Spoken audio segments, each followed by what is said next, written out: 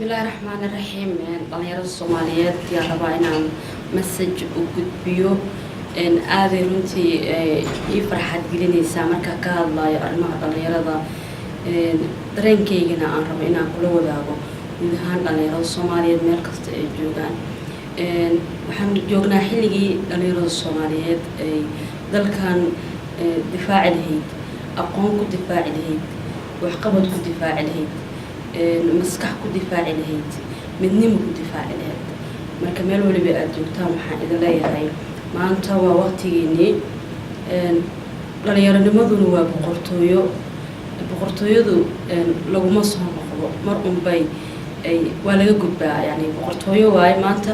dhalinyaranimadaada waxaad aadaysaa xilli maskaxdaada iyo aqligaada iyo garaadkaada iyo aqoontaada iyo xikmadaada iyo xooggaada iyo tabartaadaba aysan shaqayn karayn inaad gaaraysaa. maanta aan u diyaarino meel qurux badan, jawi qurux badan, aragti qurux badan, dal qurux badan, caruurteena iyo caruurta ay dhali doonaan si ay u noqoto dhaxal qurux badan oo dhaxal awowaa, dhaxal aabbaa, dhaxal dhalinyaro ah. dalkina uu u noqdo mid hagaaga. dhalinyaradeenna aysan noqonin dhalinyaro ama caruurteena aysan noqonin caruur ka qoomamaysa noloshooda. waxaan ku jirnay dhibaato fara badan aan ku jirnay. waxaan la soo kulannay burburkii dalkaan la soo kulannay, marxalad adag oo maraya waddankeennii. waxaan wax ku soo baranay inagoo madaafiic ka gabanayna, inagoo qaraxi ka gabanayna, inagoo xabad ka baqayna, inagoo in la ugaarsado ka baqayna wax ku baranay. maanta maskaxdii iyo quruxdii iyo adkaysigii intii la ekaa waxaan u baahanahay in aan ka saacidno marka caruurteenna say dhibaatadaasi uga badbaadi lahaayeen. waxaan leeyahay meel waliba aad joogtaan guulka waara.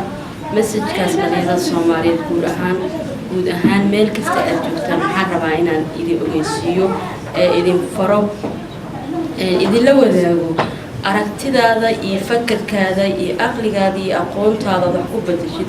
waxaad wax ku badbaadin kartaa jilka naga dambeeya iyo dalkan aragtidiisa aadka u xumeed ee adduunyada ka qaadatay qayb ka qaadan kartaa inaad horumarisid.